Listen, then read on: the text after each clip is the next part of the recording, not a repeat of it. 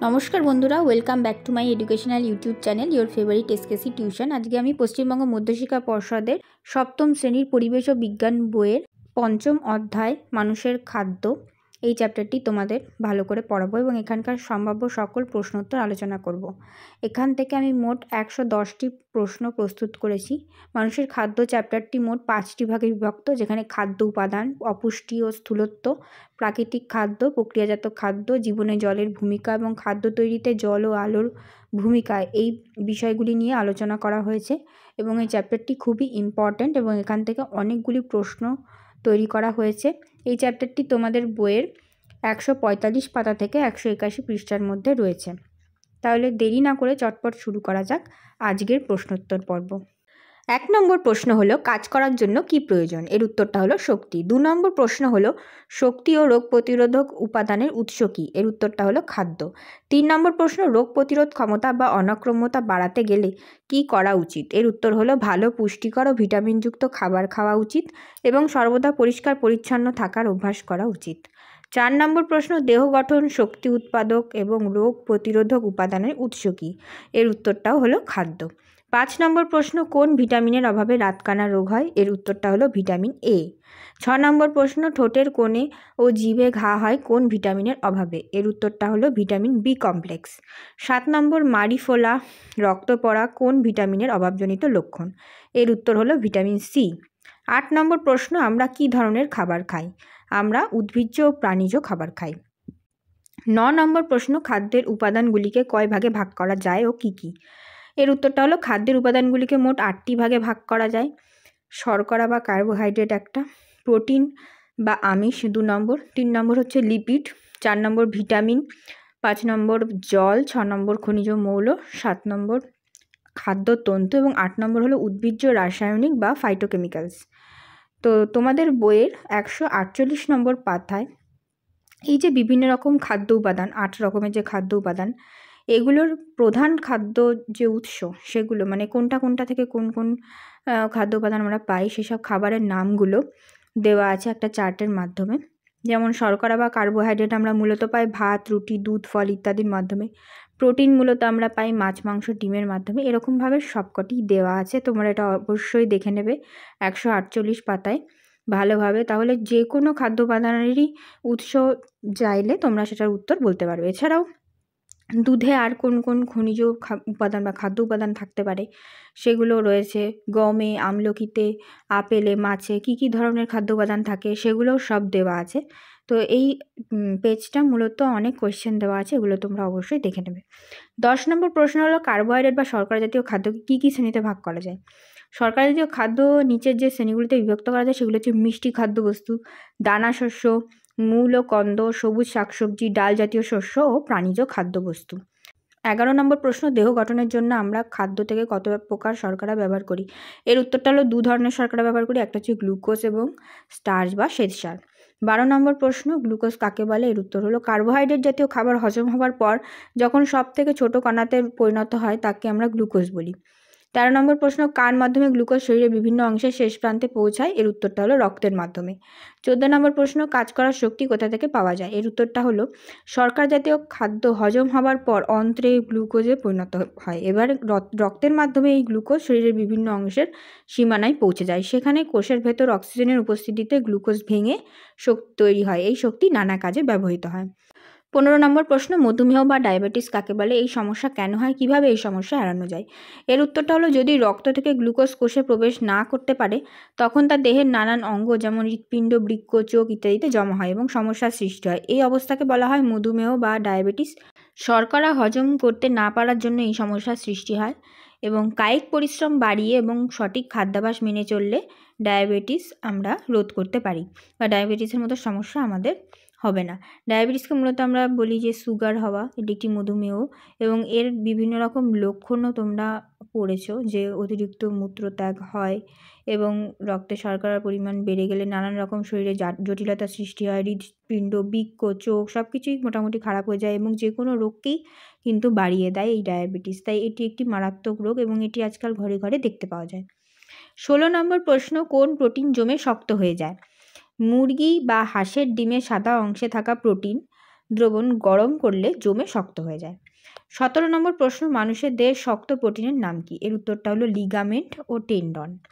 18 নম্বর প্রশ্ন, চুল ও নখে কী ধরনের প্রোটিন থাকে? এর উত্তরটা হলো কেরাটিন।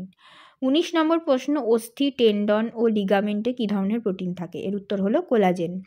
20 নম্বর প্রশ্ন, লোহিত রক্তকণিকায় কী ধরনের প্রোটিন থাকে? এর উত্তরটা হলো হিমোগ্লোবিন।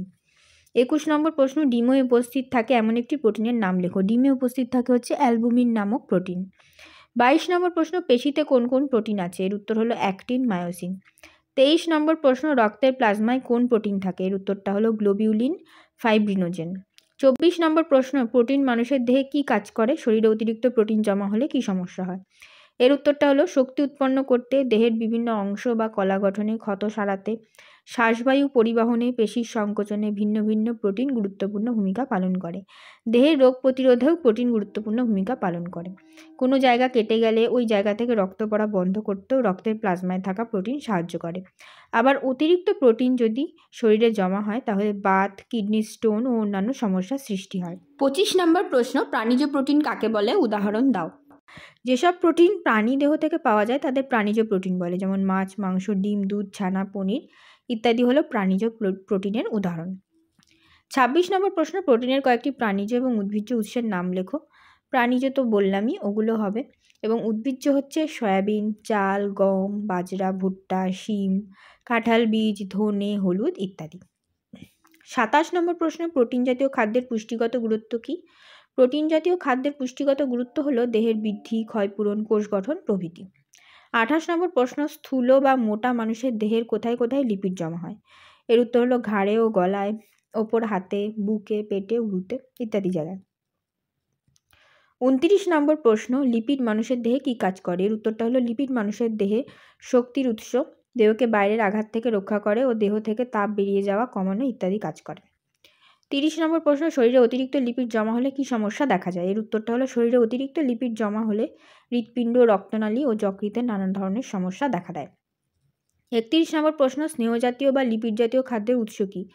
এর উদ্ভিজ্জ উৎসগুলি হলো নারকেল, কাঁঠাল, ডাল, বাদাম, আটা, গোলমরিচ, আর প্রাণীজ উৎস হচ্ছে মাছের তেল, দুধ, দই, মাংস, ঘি, পনির ইত্যাদি। 32 নম্বর প্রশ্ন, ভিটামিন কয় প্রকার ও কী কী? প্রত্যেক প্রকারের উদাহরণ দাও।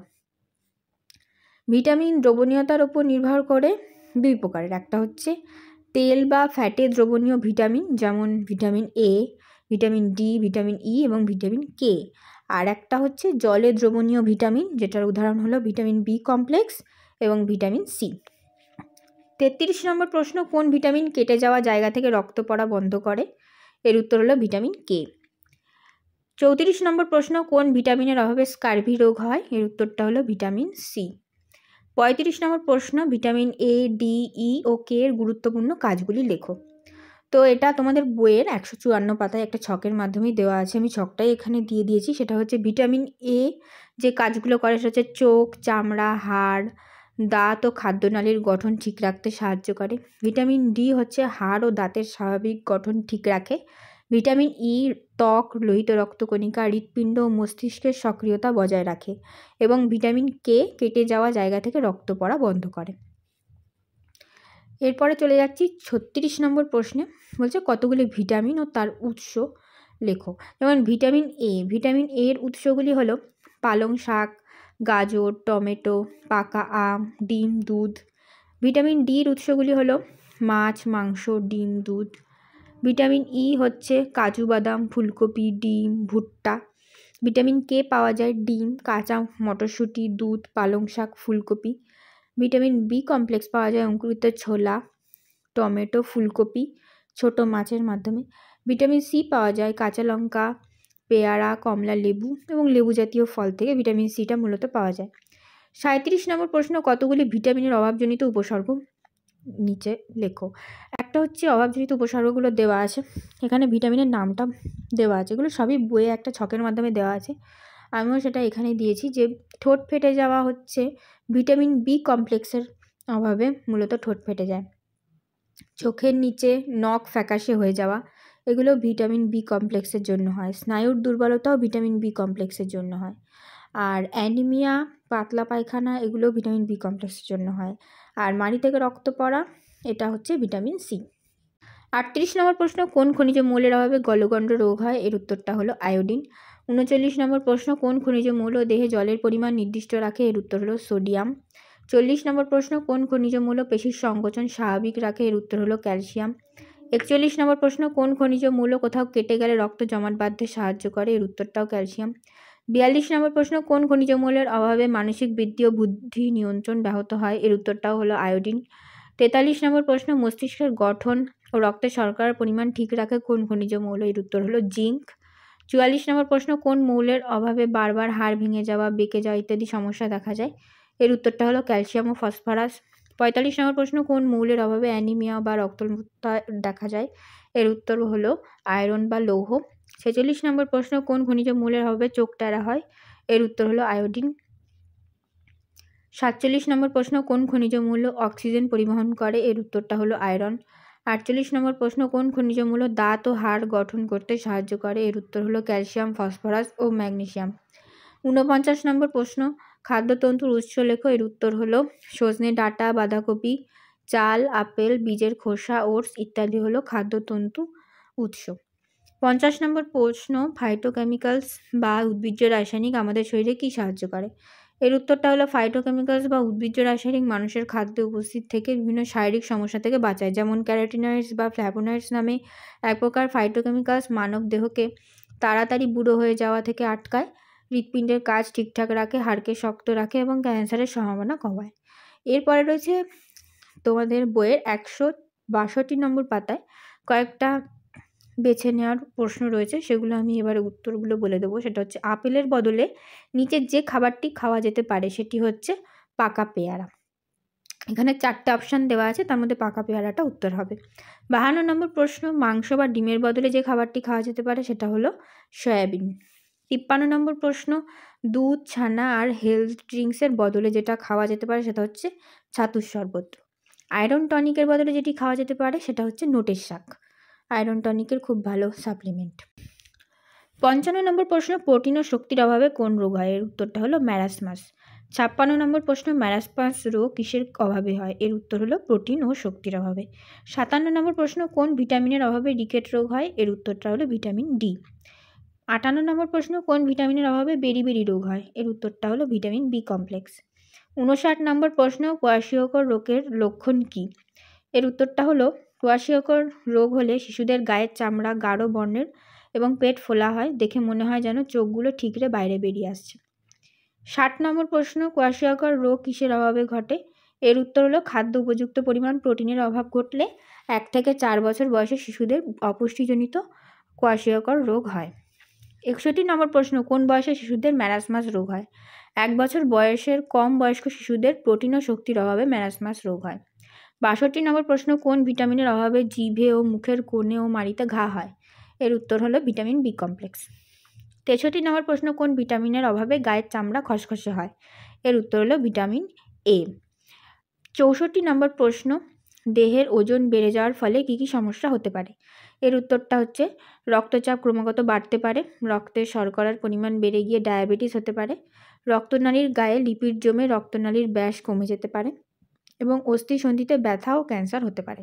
65 নম্বর প্রশ্ন, একজন স্বাভাবিক মানুষের বিএমআই কত হওয়া উচিত? এর উত্তরটা হলো 25 থেকে 30-এর মধ্যে। 66 নম্বর প্রশ্ন, বিএমআইয়ের পুরো কথা কী? এর উত্তর হলো বডি মাস ইনডেক্স। 67 নম্বর প্রশ্ন, প্রাকৃতিক খাদ্য, প্রক্রিয়াজাত খাদ্য ও সংশ্লেষিত খাদ্য কাকে বলে? প্রাকৃতিক খাদ্য হচ্ছে সরাসরি প্রকৃতি থেকে পাওয়া যায় যে খাবার, সেটাকে প্রাকৃতিক খাদ্য বলে। আর প্রক্রিয়াজাত খাদ্য হচ্ছে যেই ধরনের খাবার তৈরি করতে প্রকৃতি থেকে পাওয়া বিভিন্ন খাদ্য উপাদানের নানান রকম প্রক্রিয়ার মধ্যে দিয়ে নিয়ে যাওয়া হয়, তাকে প্রক্রিয়াজাত খাদ্য বলে। আর সংশ্লেষিত খাদ্য কাকে বলে? সেটা হচ্ছে এই ধরনের খাবারের উপাদানগুলো সম্পূর্ণ কৃত্রিম হয়, কিন্তু তৈরি খাবারটার রং, স্বাদ, গন্ধ ইত্যাদি অনেকটাই প্রাকৃতিক খাবারের মতো হয়। এই ধরনের খাবারকে আমরা বলবো সংশ্লেষিত খাদ্য। 68 নম্বর প্রশ্ন, হলুদ, মিষ্টি ও সস্তা বিরিয়ানিতে গন্ধ ও স্বাদ তৈরির জন্য কী মেশানো হয়? এর উত্তরটা হলো মেটানিল ইয়েলো। 69 নম্বর প্রশ্ন, চকলেট, পেস্ট্রি আর কোল্ড ড্রিঙ্কসে কৃত্রিম রং ও স্বাদের জন্য কী মেশানো হয়? এর উত্তরটা হলো বাদামি রঙের ক্যারামেল।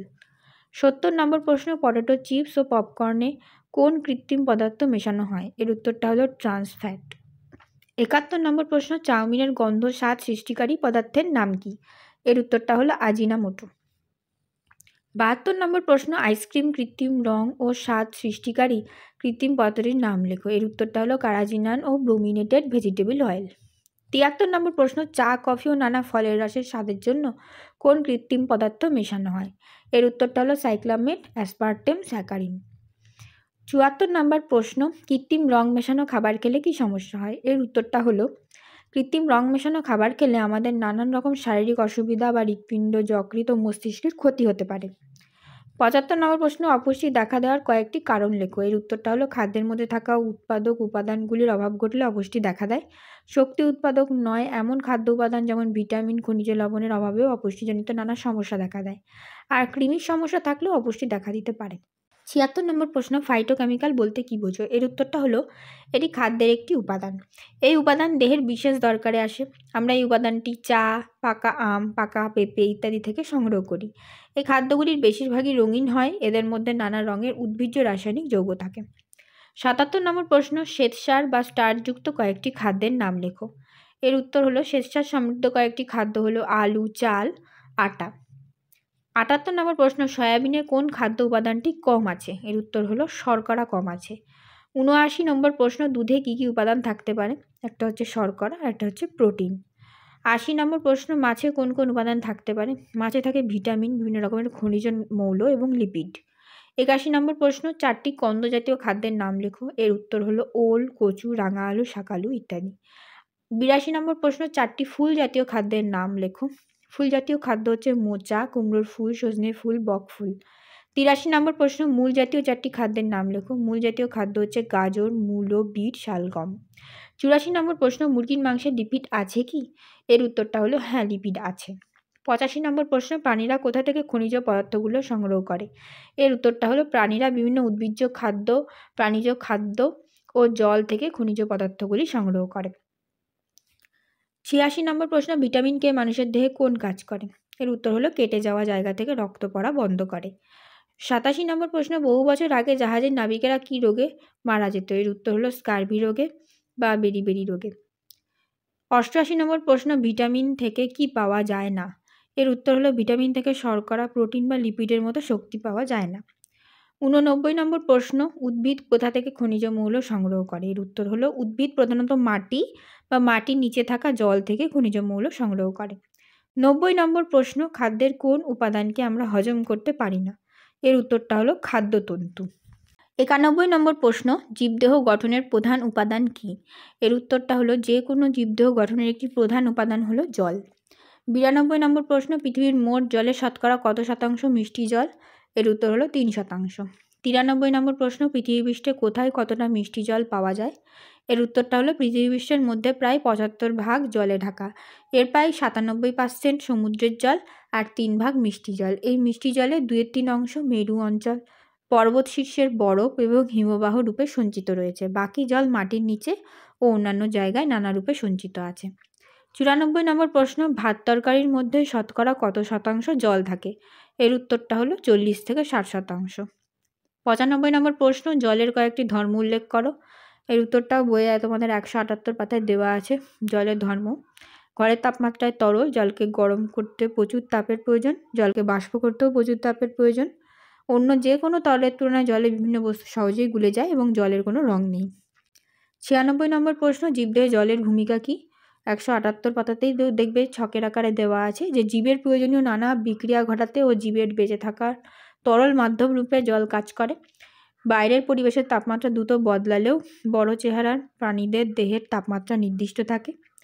3 নম্বর পয়েন্ট হিসেবে দেওয়া আছে ঘাম, হাওয়া ও বাষ্পমোচনের মাধ্যমে জল বেরিয়ে গেলে দেহ ঠান্ডা হয়। খুব অল্প পরিমাণে জল বাষ্পীভূত হলেও অনেক পরিমাণ তাপ দেহ থেকে বেরিয়ে যায়। 4 নম্বর পয়েন্ট দেওয়া আছে সহজে বিভিন্ন বস্তুকে দেহের এক প্রান্ত থেকে আরেক প্রান্তে ছড়িয়ে দেওয়া যায় জলের মাধ্যমে। আর 5 নম্বর প্রশ্ন হচ্ছে 5 নম্বর পয়েন্ট দেওয়া আছে যে জলের গভীরে থাকা উদ্ভিদও খাদ্য তৈরির জন্য আলো পেতে পারে। 97 নম্বর প্রশ্ন, একজন সুস্থ মানুষের তার দেহের ওজনের কেজি প্রতি কী পরিমাণে জল পান করা উচিত? এর উত্তরটা হচ্ছে কেজি প্রতি 50 মিলিলিটার জল পান করা উচিত। 98 নম্বর প্রশ্ন, দেহ থেকে জল কী কী উপায়ে বেরিয়ে যায়? এর উত্তরটা হচ্ছে মূত্র, ঘাম, শ্বাস প্রশ্বাস, মল, চোখের জল ইত্যাদির মাধ্যমে দেহ থেকে জল বেরিয়ে যায়।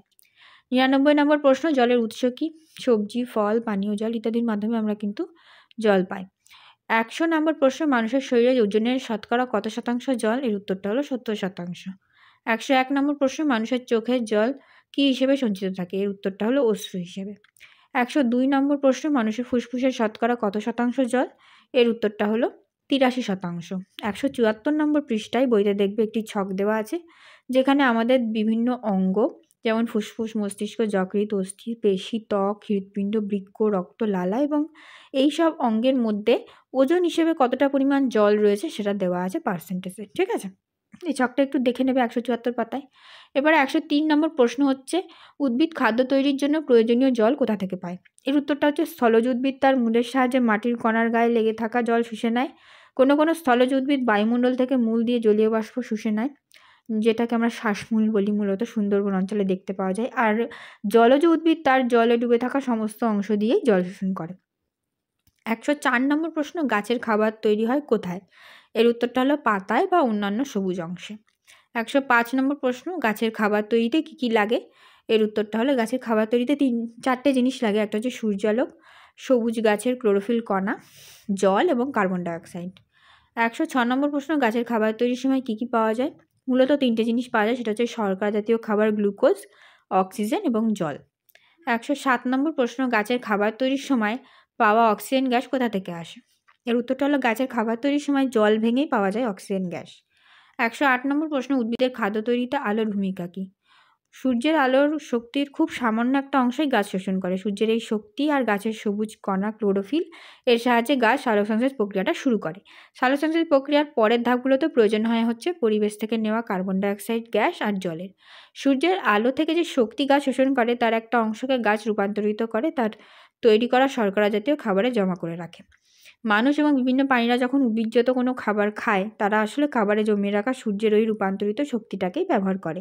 সূর্যের এই রূপান্তরিত শক্তিটাকে ব্যবহার করেই মানুষ ও অন্যান্য প্রাণীরা তাদের নানা কাজে শক্তির চাহিদা পূরণ করে। 109 নম্বর প্রশ্ন হচ্ছে, কিভাবে দূষিত জল থেকে বিশুদ্ধ পানীয় জল তৈরি করা যায়? এটা তোমাদের বইয়ের 173 পাতায় দেখবে দেওয়া আছে, ছবি দিয়েও বোঝানো আছে যে হাঁড়ি, উনুন, কাপড় এগুলো যদি ব্যবহার করি, তাহলে আমরা যদি 20 মিনিট উনুনে একটা হাঁড়ির মধ্যে জল নিয়ে ফোটাই এবং সেই ফোটানো জলটাকে ছেঁকে নিতে পারি, তাহলে আমরা দূষিত জল থেকে বিশুদ্ধ জল তৈরি করতে পারি। এছাড়া যদি বাড়িতে ফিল্টার যন্ত্র থাকে বা অ্যাকোয়াগার্ড এই ধরনের যন্ত্রের সাহায্যেও আমরা পানীয় জল তৈরি করে নিই, বিশুদ্ধ পানীয় জল। এছাড়া খুব তাড়াতাড়ি জলকে জীবাণুমুক্ত করতে হলে আমরা অনেক ক্ষেত্রে হ্যালোজেন ট্যাবলেট ব্যবহার করি। হ্যালোজেন ট্যাবলেট দিয়ে জল শোধন করা যায়। 110 নম্বর এবং আজকের লাস্ট প্রশ্ন হলো, অপুষ্টির ফলে শিশুদের কী কী উপসর্গ দেখা যায়? এর উত্তরটা হলো শিশুদের দেহের পেশিগুলির ক্ষয় হয়ে যায়, অনেকটাই ক্ষয় হয়ে যায়। হাড়গুলো বাইরে থেকে পরিষ্কার বোঝা যায় সে কারণে। আর চামড়া জায়গায় জায়গায় কোঁচকানো হয়ে যায় এবং হাত পাগুলো একদমই সরু সরু হয়ে যায়। এই লক্ষণগুলো দেখলে বোঝা যাবে যে এই শিশুটি অপুষ্টিতে আক্রান্ত। তাহলে বন্ধুরা, আজকের মতো ভিডিওটা এই পর্যন্তই। ভিডিওটি যদি ভালো লেগে থাকে অবশ্যই লাইক করবে, কমেন্ট করবে এবং বন্ধুদের মধ্যে শেয়ার করবে। তোমাদের যদি কোথাও বুঝতে অসুবিধা হয় সেটাও আমাদের কমেন্ট করে জানাবে এবং পরবর্তীতে কী ধরনের ভিডিও চাও সেটাও নিচে কমেন্ট বক্সে কমেন্ট করে জানাবে। আর আমার ভিডিও যদি ভালো লাগে অবশ্যই আমার চ্যানেলটিকে সাবস্ক্রাইব করবে। এই চ্যানেলে বিভিন্ন ক্লাসের প্লেলিস্ট রয়েছে, প্লেলিস্টে গিয়ে তুমি যে ক্লাসে পড়ো সেই ক্লাসের সমস্ত ভিডিও পেয়ে যাবে এবং আর কী ধরনের ভিডিও চাও সেগুলো কমেন্ট করে জানাবে। ভিডিও ভালো লাগলে চ্যানেলটিকে সাবস্ক্রাইব করে রেখো এবং পাশে থাকা বেল আইকনটিকে ক্লিক করে রেখো, যাতে আমি যখনই কোনো ভিডিও নিয়ে আসি তার নোটিফিকেশান তোমরা পেয়ে যাও। সো আজকের মতো টাটা, দেখা হচ্ছে পরের ভিডিওতে।